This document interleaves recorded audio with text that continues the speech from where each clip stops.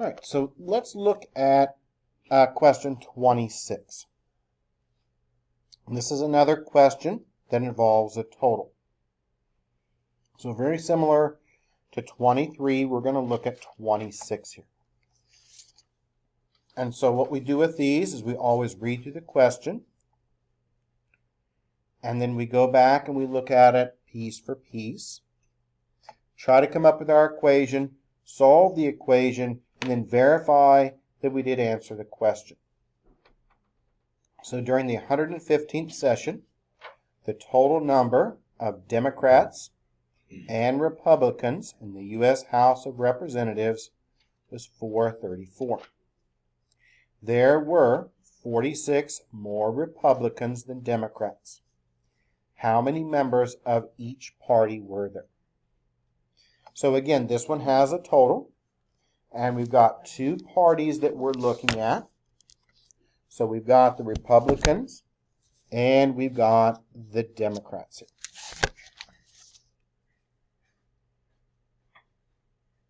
Okay, so this again is question 26. And we've got Republicans and Democrats. Now, how do these relate to each other? Well, if we read it, it says we've got that 434. We can work with that now or later. That 434 is the total. So we'll go ahead and write it down so we don't forget. That's 434. That's going to be my total. But how do these Democrats and Republicans relate to each other? Well, it says there were 46 more Republicans than Democrats. So the Republicans is going to be the Democrats plus 46, right? Is everyone okay with where I got that from? Because if we read it, it says there were 46 more Republicans than Democrats. So that means your Republicans are going to be the number of Democrats plus 46. Now, what do we not know? We don't know the Democrats at all. So that's where a variable x goes. The one we know nothing about becomes x. Now we can rewrite this. And we've got the Republicans and we've got the Democrats. And what do they equal here? Okay, well, the Democrats was x, so it just comes over as x. What about the Republicans? Democrats plus 46, so that's going to be x plus 46 there. Now we need to build our equation, and that equation revolves around the total. And so what's the total? Total again is the Republicans plus the Democrats. And we already have found out what the Republicans and the Democrats are in terms of the variable x. So the Republicans is going to be x plus 46. And the Democrats is x. And that equals 434. Does everyone know what that's for? Uh-huh. Sure. Yep. Okay? Yep. Yeah, sometimes the classroom gets a little noisy. Okay, so what we're going to work with here is we've got our equation. We're going to combine like terms so the x's can go together. And that gives you 2x plus 46 equals that 434. We'll move that 46 over. Now we've got 2x equaling, we've got now 434 minus that 46, that leaves you with a 388. Divide that by 2, and now we've got x equaling 194. Okay, but is that my actual answer? No. Okay, so we have x, and x is not going to be our answer because what do we specifically want to find? We specifically want to find the number of Republicans and the number of Democrats. So let's go ahead and get each of these. What about the Republicans? Well, the Republicans are going to equal what? Are going to equal 194 plus 46. So how many seats do the Republicans have? 194 plus that 46. Republicans have 240 seats. So there's the first piece. That's going to be your Republicans. And what about the Democrats? Okay, nothing to do on the Democrats. Democrats is just X. So the Democrats hold 194 seats. And we can always check because they should add up to give you 434. And 240 plus 194, well, that does give us 434, doesn't it? So we know that we did it correctly.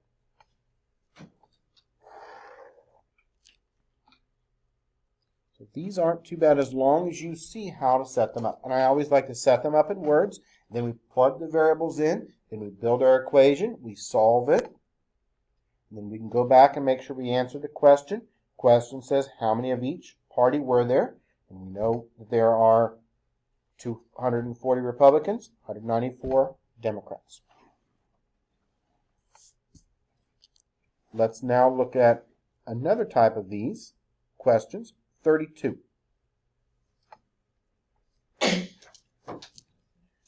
So question 32.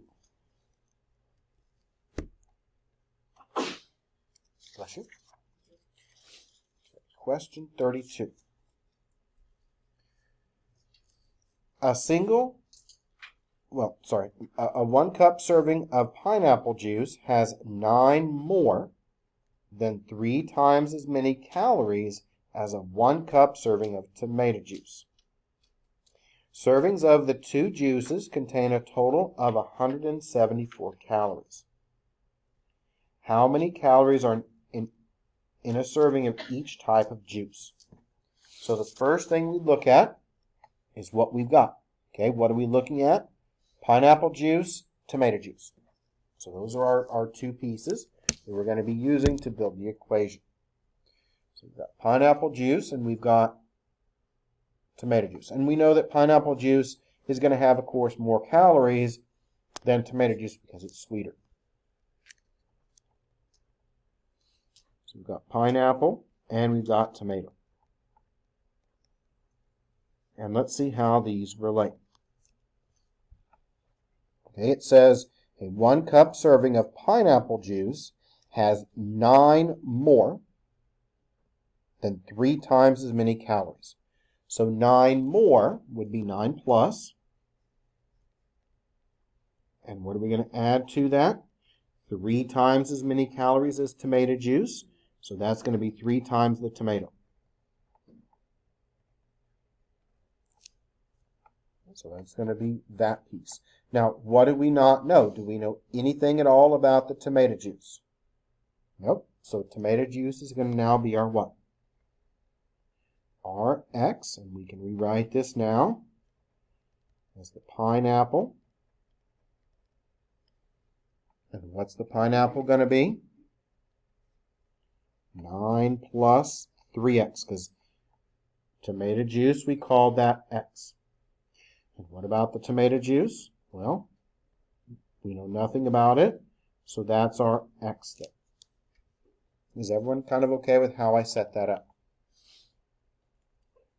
So 3 times as much would be 3 times that tomato juice, and then we're going to add 9 to it, so we put the plus 9.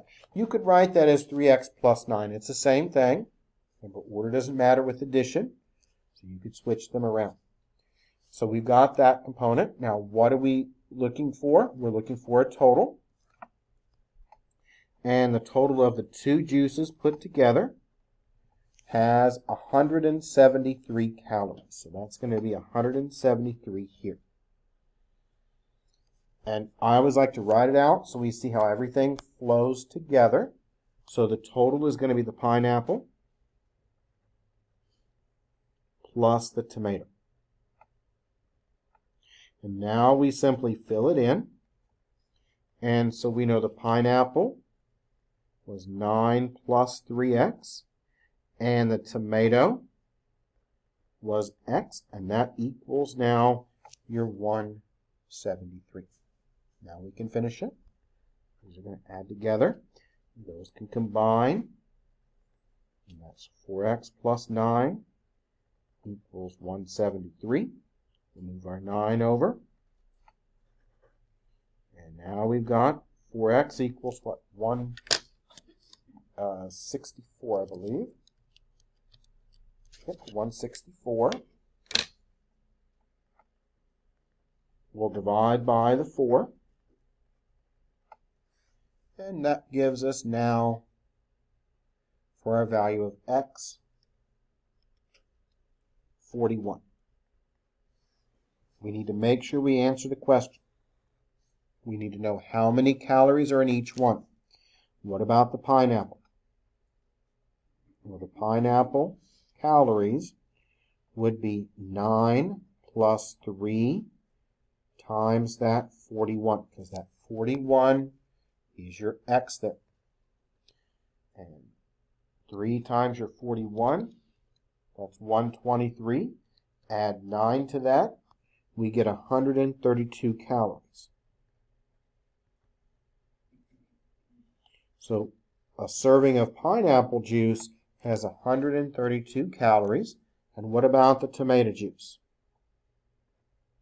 Well, the tomato juice, we called that the variable x. So the tomato juice is going to be then simply 41 calories. And we want to go ahead and check to make sure we did it correctly. So 132 plus 41, what should it come out to give you? 173. Does it add up to give you 173? Yep, so we know that we did it correctly. A lot of these we can check. Now you don't have to check, but a lot of times it's useful to do that.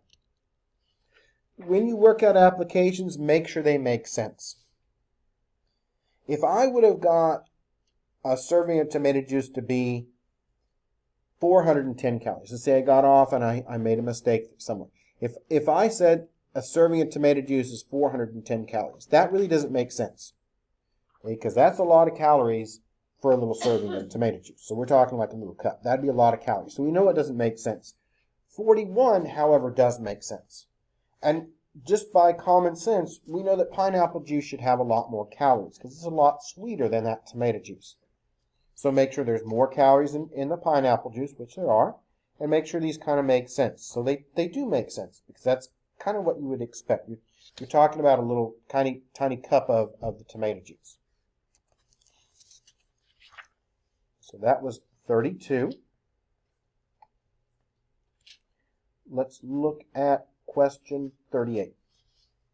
These are ratio questions, and they're going to be done in a similar manner. So we're going to look at 38.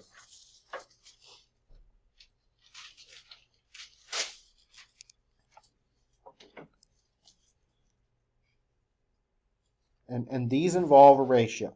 So for 5-cent, US 5-cent coins are made from a combination of nickel and copper. For every 1 pound of nickel, 3 pounds of copper are being used. How many pounds of each metal would need to make 560 pounds of the 5-cent coins?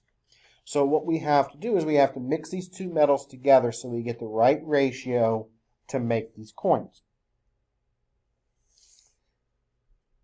And one is going to relate to the other one. So when we read this, it says US coins are made of nickel and copper. And it says for every 1 pound of nickel, there's 3 pounds of copper. So it's 3 times as much. That's what that's saying. So let's go ahead now and label out our variables here, and use the words first and then transform it into something we can work with. So again, we're looking at question 38. And what two pieces of information do we have? We've got nickel and copper for the metals.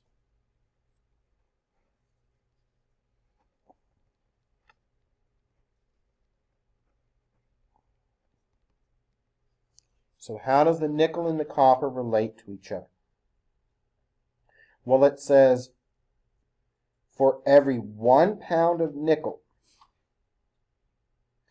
there is 3 pounds of copper being used.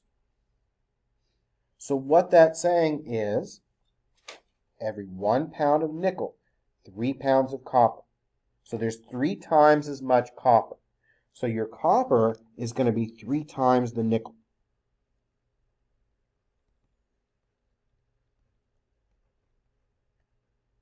Because it's 3 times as much. Now what we don't know is we don't know how many pounds of nickel that we have. So that's going to be our X. And now when we rewrite them, we have our nickel, which is X, and our copper, which is 3 times as much, which is now 3X. So if I put in a pound of nickel, I've got to put in 3 pounds of copper. If I put in 2 pounds of nickel, I've got to put in 6 pounds of copper, and so on. If I use 10 pounds of nickel, I've got to put in 30 pounds of copper. So that's how they work. It's a 3-to-1 ratio, 3 times as much. Next, we're going to build our equation. So when we build our equation, again, we need a total, and we want to make 560 pounds of these coins. So my total is going to be 560. So that's going to be the total number of pounds that I need. Okay, so what's our equation going to look like? Well, total is our nickel plus the copper. And nickel, we know that's the variable X. And our copper, well, that's 3 times as much, so that's 3X. And that equals our 560. You can work it out and get 4X equals 560. We'll divide by our 4.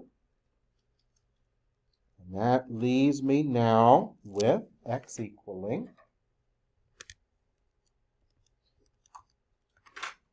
140. Again, that's not our complete answer. That's only part of our answer. So that's only part of our answer. So we need to now find the number of pounds of nickel and copper. Nickel would be X. 140 is the X, so nickel, 140 pounds. Copper, what do we know about it? 3 times as much, so that's 3 times 140. And when we multiply 3 times 140, we end up with 420 pounds. So we've got 140 pounds of nickel and 420 pounds of copper. And we can check, because if we add them together, we should get our total, which is 560. And it does add up to give us now that 560. So all these kind of work off of a total. And they're becoming a little bit more complicated as we move on. We can also add in more pieces. So now instead of just having 2 items, we might have 3 or even 4 different things. Question 46 on the next page. This one's going to have more parts to it. But same idea. We've got a total. We label the different pieces, and then we solve it. Once you get kind of used to these, they're not difficult. It's just a matter of making sure that we answer the question and get all the different pieces set up correctly.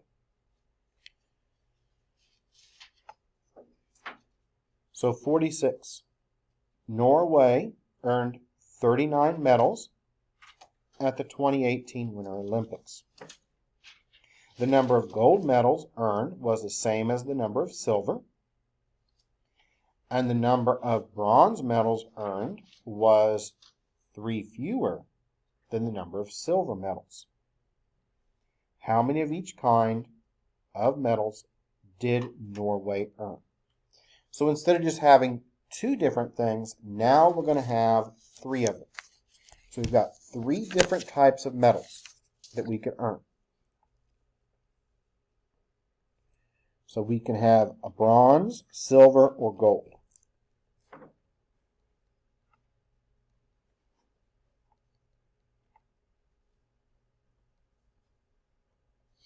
And we also have a total, and that's the first part that we encounter, and that total is 39 medals. Because that's the first piece that we got.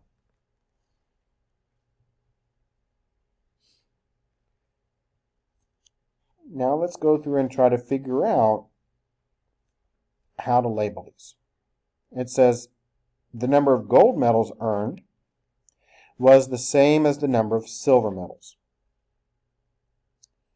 The number of bronze medals earned was 3 fewer than the number of silver. So let's base everything off of the silver. When we talk about the bronze medals, okay, the bronze medals here were 3 fewer than the number of silver.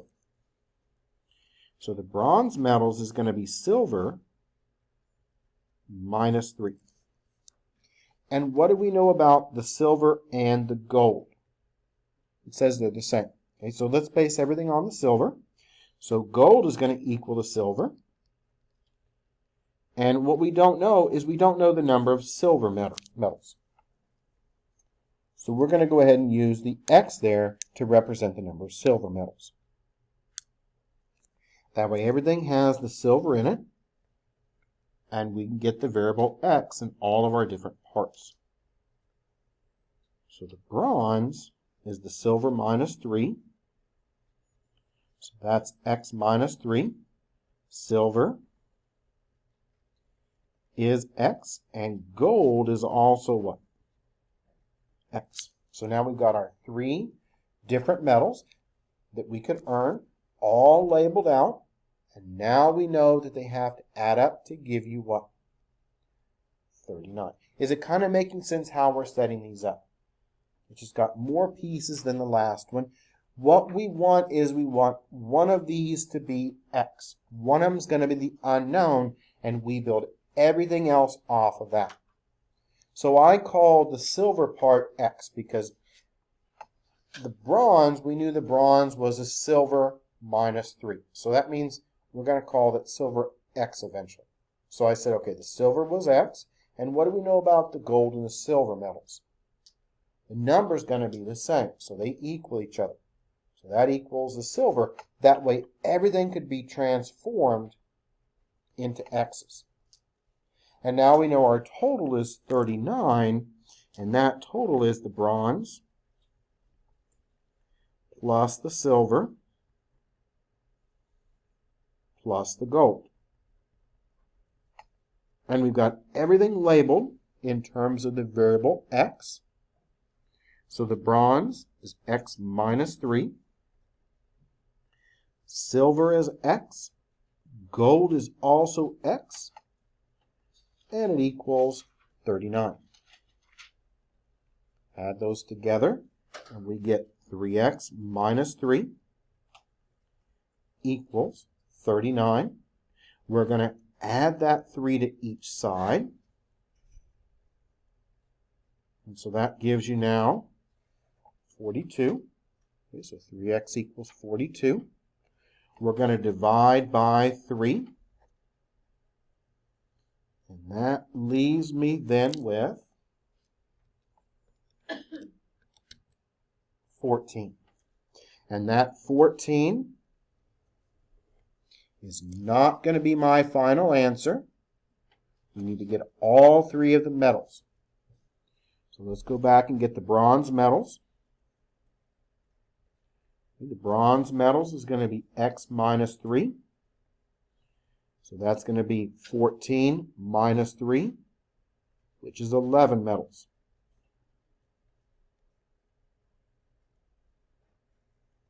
What about the silver? Silver was X, so silver is simply 14 metals. And gold is the same as well. Gold is also 14 metals. How could you check them if you wanted to? Well, if you wanted to check them, they should add up to give you what? 39, and they do. Because 11 plus 14 plus another 14 does equal that 39. Okay, so we got the 3 metals. We answered the question. That's what we needed to do. Okay, let's look now at an angle problem. And we're going to do 2 of these. A lot of times on your exam and in your homework too, you're going to have angle problems. 49 and 50, these are 2 angle problems.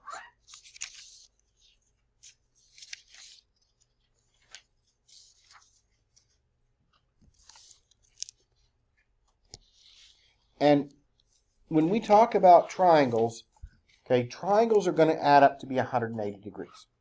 So all the angles in a triangle add up to give us 180. So that's going to be a fact that we're going to be using on questions 49 and question 50. When we get x, x is not going to be our final answer. We've got to plug it back and we've got to get all 3 of the angles. So we'll solve it for x, but x is not the end result. Right? X is going to be part of it. We plug it back in and we get the 3 angles. So question 49, they give you the diagram here. And so it's already here, and this should add up to be 180. So all the angles in the triangle are going to add up to give you 180. And so we'll just write that fact at the top. Triangles sum to 180.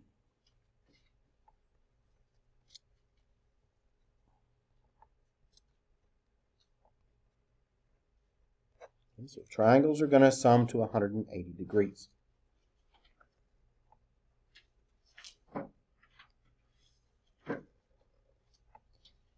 And it's labeled x, x, and x plus 60. Okay. And this is A, this is B, and this is C. So what do we know? Well, we know they have to sum to give you what? 160. Or, sorry, 180. Let me say it right here. So they're going to sum together to give you 180. So we know that A plus B plus C is 180. And we know that A is x. We know that B is also x. And we know that C is x plus 60. So that's what we've got. Now we can solve it. Combine all your x's together. So we have 1, 2, 3 of those. So we've got 3x plus 60 equals that 180. We'll move that 60 over.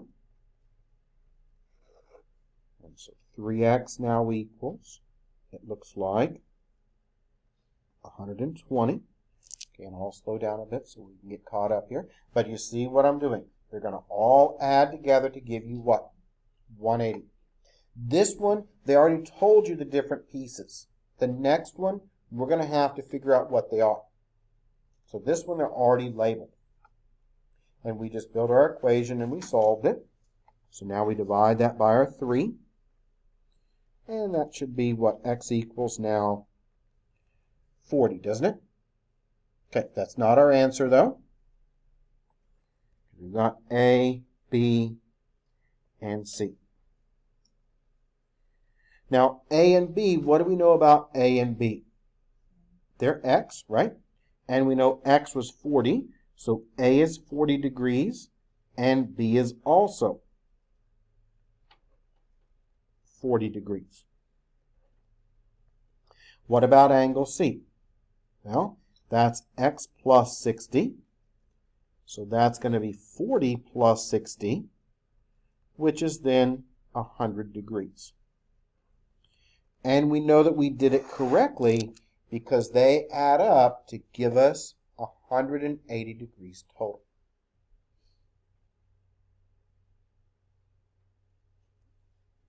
Question 50, we're going to have to come up with all the different pieces for the triangle. So let's try to read question 50. We'll probably do 50 and maybe 2 more, and then take a short break. So we've got our picture here. I'm going to just move this up so we can keep track of where we're at. And we're on question 50. The sum of the measures of the angles of a triangle is 180 degrees. In this triangle ABC, the measure of angle A is 141 greater than the measure of angle B. The measure of angle B is the same as the measure of angle C. Find the measure of each angle. So let's see what we've got. We've got A, B, and C, and it says A is 141 greater than B. So let's start with our angles and see how they relate to each other. This is question 50. And we've got A, B, and C. And so it says, again, angle A is 141 greater than B. So A is going to be 141 plus B. And what do we know about B and C? B and C are the same. Now we've used the B here, so we're going to say C is equal to B, and the one we don't know is X. So B is the unknown part, and that's going to represent our X there. And we want to make sure we have the same variables. That way it's not kind of confusing. So we've got everything labeled out. Everything's got a B in it.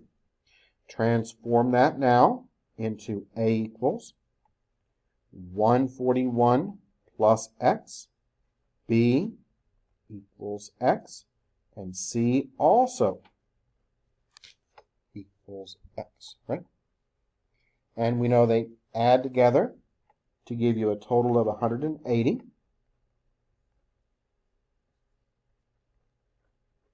And that is A plus B plus C equals 180.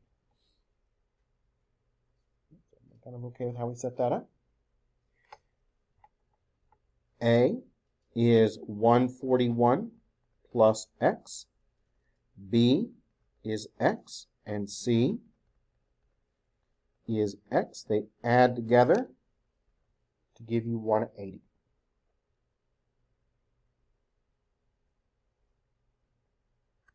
Adding them together, looks like we've got 3x plus 141 equals that 180. We'll move that 141 over.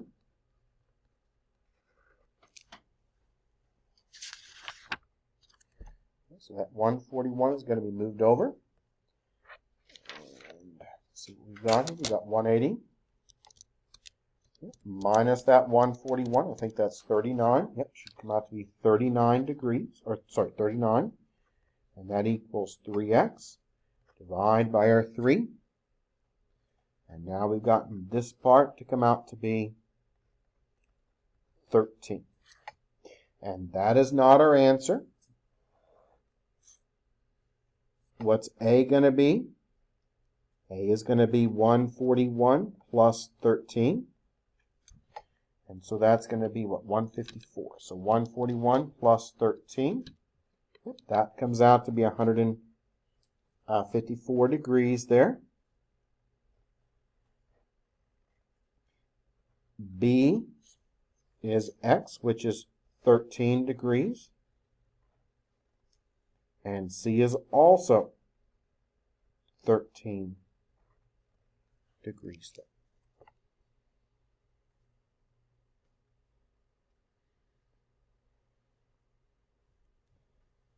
Okay. So let's do maybe one or two more of a new type of problem. And then we'll come back and we'll take a break, come back and finish up then this section.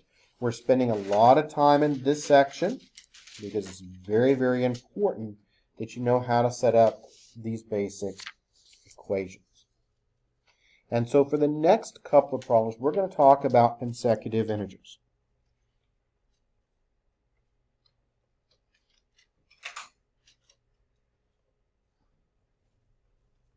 And consecutive integers, what these are, is these are back-to-back numbers.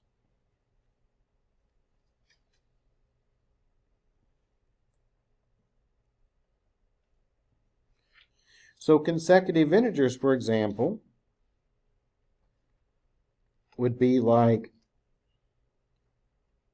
500, 501, 502, 503, and so on.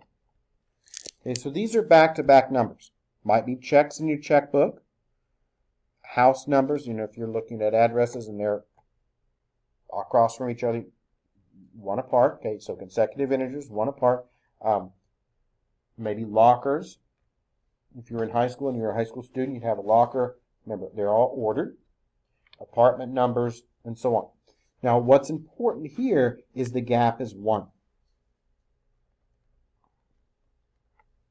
So the gap between the numbers is 1.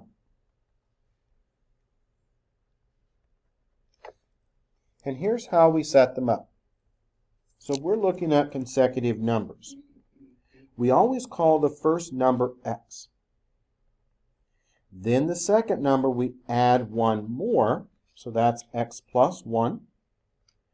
The third number we add 1 more, so it's x plus 2. And then about the most you'll ever need is a fourth number, and that's going to be x plus 3. So these have a gap of 1. All right, so when we go to label these, the first one is going to be called x. Then every number after that is x plus 1, and then another one, so it's x plus 2, and so on. Okay, so this is going to be our labeling pattern for consecutive integers. We can also have consecutive even or odd integers. And so let's talk about consecutive even or odd integers. Now they have a different gap.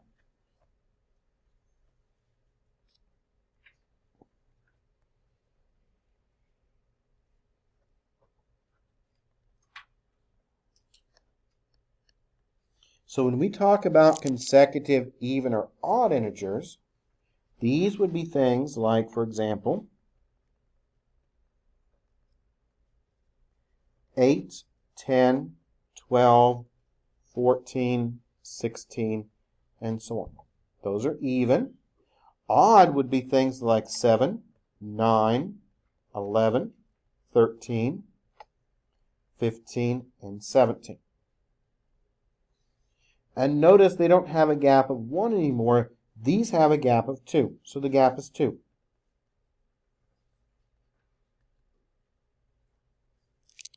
Right? Because 8 is an even number. What's the next even number? 10. Next even number? 12. We're not adding 1 each time. We're adding what? 2. Okay, so 2 is going to be added each time. Gap is 2. Now, what do our numbers look like? Well, the first number is just like we had before. The first number is x.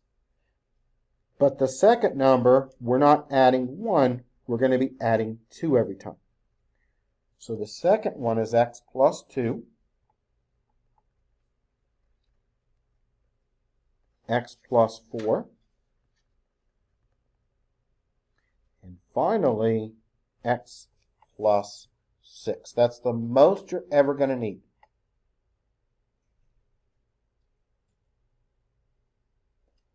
So consecutive numbers have a gap of 1. Even or odd have a gap of 2.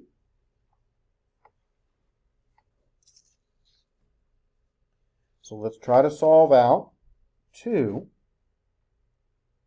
of these questions with consecutive integers. We'll come back and we'll do more if we need to. Okay, and a lot of these are very simple to set up. So let's look at 53 on page 145. So 53. There's not much to these. I think you'll find these to be a little bit easier to set up.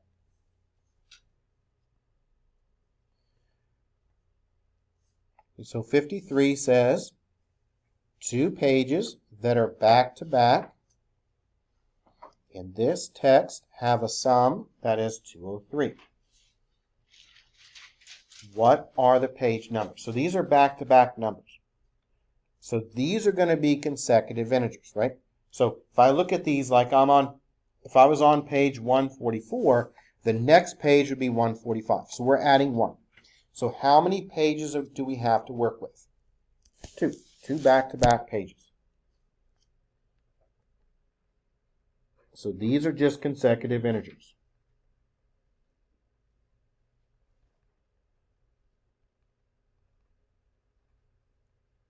So for these consecutive integers, gap of 1, we need 2 of them. So the first one is always x. Second one, because these are consecutive integers, is going to be x plus 1. Now, if it was even, it would be what? X plus 2. So if it's just consecutive integers, you add 1 every time. If it's even or odd, you add 2. Now, what do we know about these page numbers? They add up to 203. So that means my first number plus my second number is going to equal 203. There's your equation. I'll fill it in. First number is x. Second number is x plus 1. And what does that equal? 203. We're going to go ahead and add these together. And that's 2x plus 1 equals that 203. We'll move that 1 over with subtraction.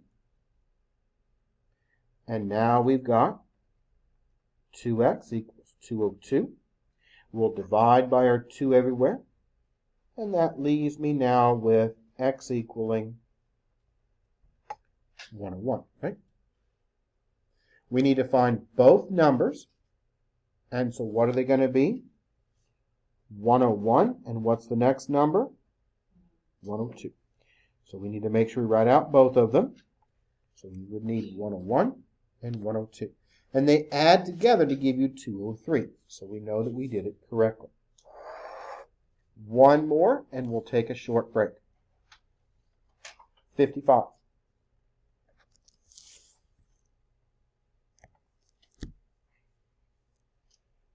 "55 has even integers. And it is a little bit more confusing for the setup.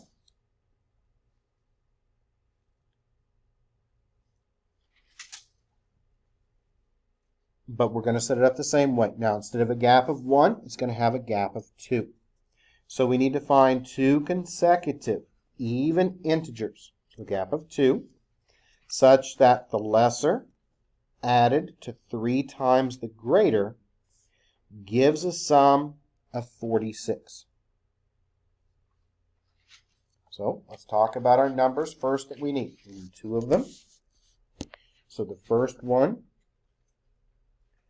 is going to be x, just like before, just like it's always been. First number is x. Second number now is x plus 2. And when we talk about the lesser number and the greater number, the first number, that's the lesser number. And the second number, that's going to be the greater number. because it uses that less than or lesser and greater in here. So it says such that the lesser, so the lesser number, that would be number 1. We're building our equation here from the word problem, because it says find 2 consecutive even integers. We did that. Such that the lesser, that's the first number, added to 3 times the greater. So that's going to be plus 3 times the second number, gives a sum of 46. Let's make sure we have it correctly here.